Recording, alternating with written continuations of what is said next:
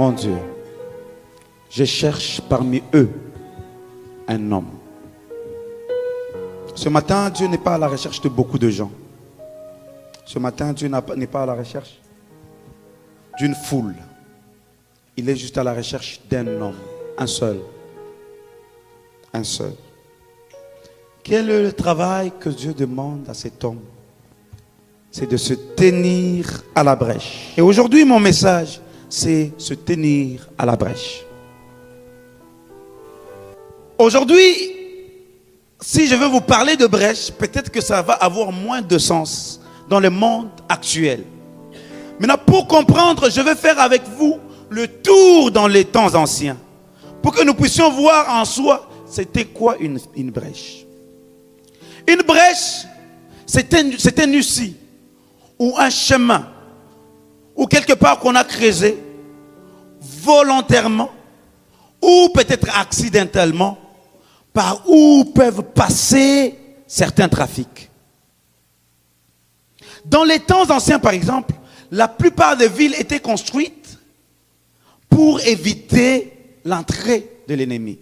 Par exemple, Jérusalem était aussi encerclée.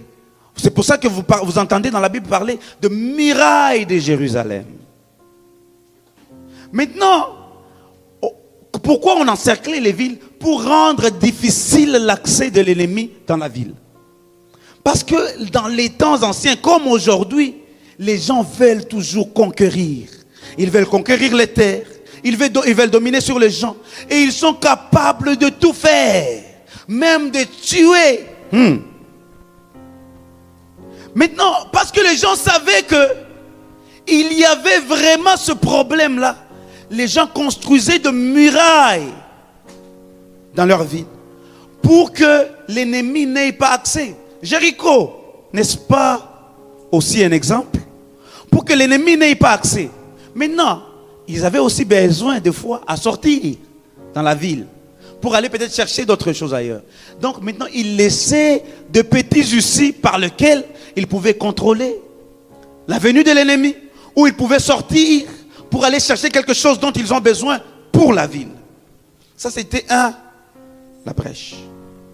Ou la brèche était aussi que si l'ennemi, par erreur, est déjà dans la ville, il y a une porte par laquelle on peut fuir.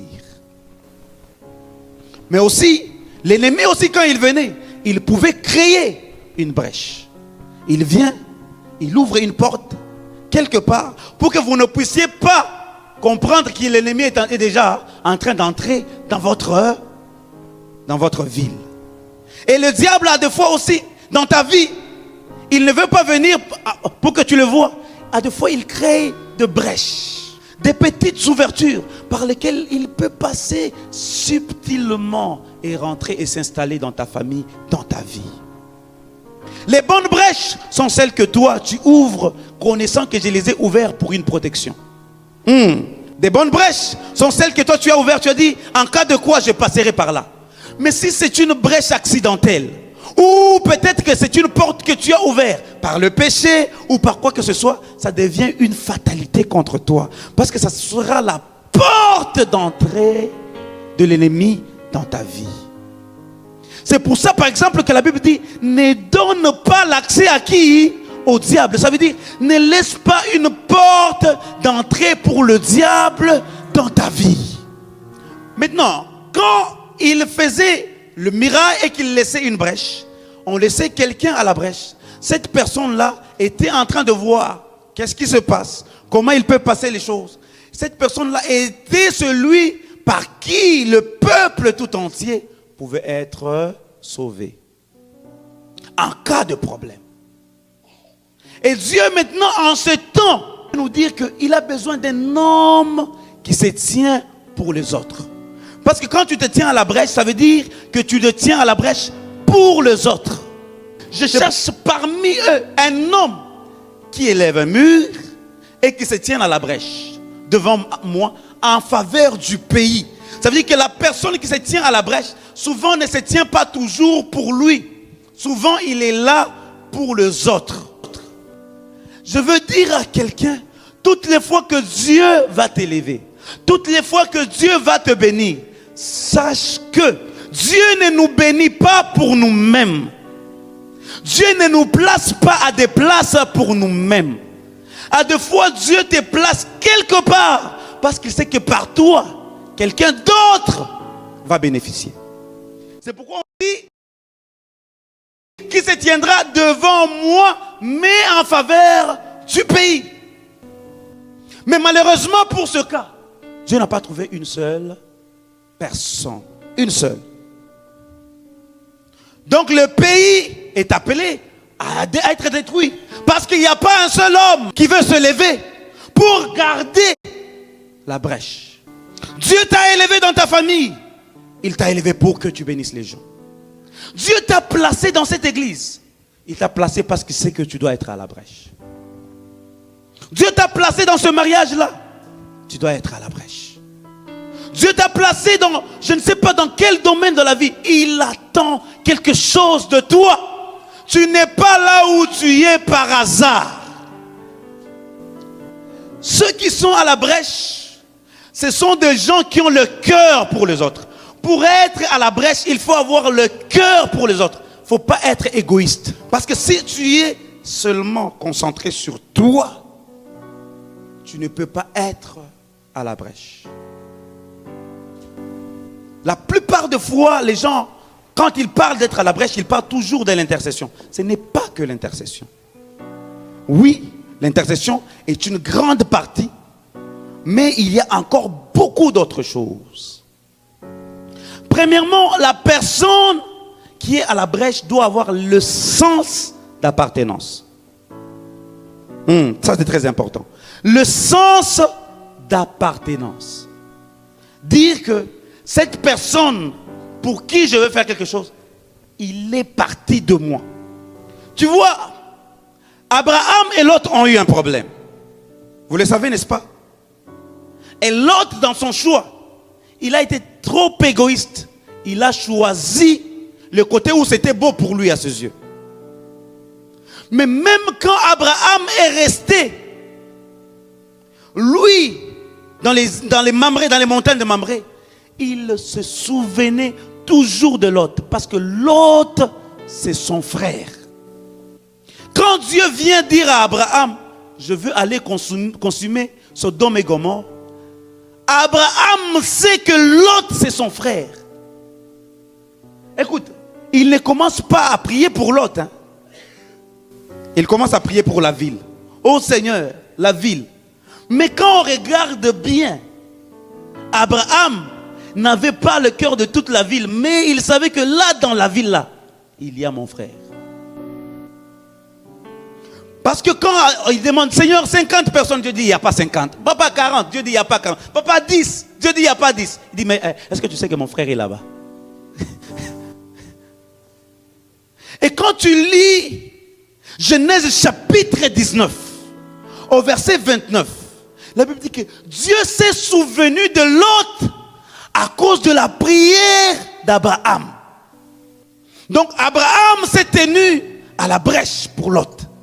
Il n'a pas dit, mais Lot, lui, m'avait déçu. D'ailleurs, quand il fallait faire le choix, il a choisi là où c'était beau. Il avait toujours ce cœur-là de dire, c'est mon frère.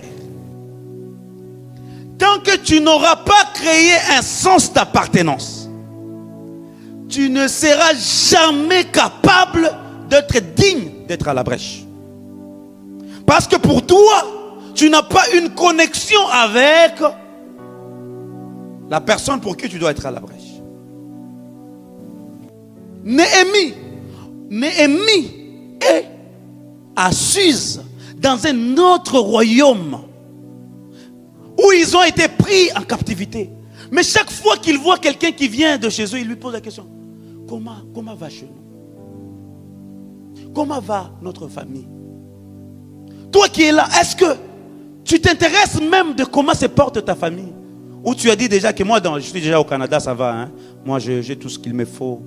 Ils peuvent vivre comme ils veulent. Combien de fois, quand tu n'es pas à Sherbrooke, tu penses à ton église? Le sens d'appartenance. Ça, c'est la première chose. Quand on regarde Daniel, Il était à Babylone, aussi pris dans l'esclavage. Mais il savait que Dieu avait promis qu'un jour il va ramener le peuple. Et Dieu avait fixé un temps, c'est 70 ans. La Bible dit, au Daniel chapitre 9, Daniel était en train de pleurer, il priait. Parce qu'il a vu que vraiment les temps que Dieu avait fixés avaient dépassé. Deuxième caractéristique de cet homme, c'est qu'il ne se contente pas de son propre sort. Daniel avait la faveur du roi. Comme Néhémie, il était déjà dans le palais du roi. Mais il se disait, même si moi je suis déjà élevé, mais les autres. Qui sait si ce n'est pas pour un temps comme celui-ci que Dieu t'a placé dans cette église? Dieu ne nous place pas à des places inutilement, non. Quand Dieu te met quelque part, il sait qu'il a un rôle qu'il t'a donné et il sait que tu es capable de le jouer. Qui sait si c'est pour un temps comme celui-ci que Dieu t'a ouvert cette porte-là? Esther, elle disait, non, le roi, tu ne peux pas aller le voir s'il ne t'a pas appelé. Parce que si tu vas le voir avant qu'il ne t'appelle, tu vas mourir. Mais tu sais, quand tu veux te tenir à la brèche pour d'autres personnes, là où on avait dit que si tu fais ça, tu mourras, Dieu peut faire que tu y entres et que tu restes vivant. Quand Esther a dit, bon maintenant, quand elle a reçu ces messages, elle a dit, va dire à Mardoché, prions, je veux y aller. Elle est allée là-bas. Là où l'homme ne pouvait pas prendre rendez-vous, le rendez-vous pouvait être donné par le roi. Dieu a pris les rendez-vous pour Esther. Parce que déjà la nuit qui précédait, le jour où Esther devait aller devant le roi, Dieu a commencé à préparer le cœur du roi. Le roi a commencé à manquer sommeil. Nous comprenons que tout était dans la volonté de faire. Tout était dans la volonté de dire, je veux le faire. Dieu s'occupe du reste quand on se disponibilise. Il s'occupe toujours du reste. La seule chose, c'est de dire, Seigneur, je me rends disponible. Finalement, la dernière chose pour aujourd'hui, c'est que l'homme qui doit se tenir à la brèche ou la femme qui doit se tenir à la brèche ne considère pas qu'il y a déjà d'autres personnes. Il ne considère pas que, bon, on est déjà beaucoup ici, donc si moi je ne le fais pas, peut-être que tel va le faire. L'homme est tellement bon à léguer les responsabilités. Vous avez toujours entendu, moi j'ai pensé que tel va le faire. À deux fois, ça sera Goliath. Tu sais, du temps de Goliath, la Bible dit que les enfants d'Israël, là au front, tous avaient peur. Tous avaient peur. Parce que quand Goliath s'était né et qu'il commençait à parler, il disait, donnez-moi seulement un seul homme dans votre groupe. Un seul. Comme en Ézéchiel, Dieu cherche un seul. Donnez-moi seulement un seul homme, comme ça on va se battre. Si je le bats, vous devenez nos esclaves. S'il me bat, nous devenons vos esclaves. Pas un seul. Mais David vient avec la nourriture. Il entend quelqu'un en train de parler. Il dit, je vais un peu m'intéresser. C'est quoi cette histoire? David approche et s'intéresse. Qu'est-ce qui se passe ici? C'est quoi la situation? Mais ses frères qui n'étaient même pas capables de se battre là. C'est lui qui se lève qui dit, toi, tu te retrouves ici comment? Toi, tu as toujours été orgueilleux, hein? Mais David n'a pas écouté les paroles de son frère. Il a dit, bon, s'il ne veut pas, je peux aller m'intéresser à quelqu'un d'autre. Et il dit, je veux le faire.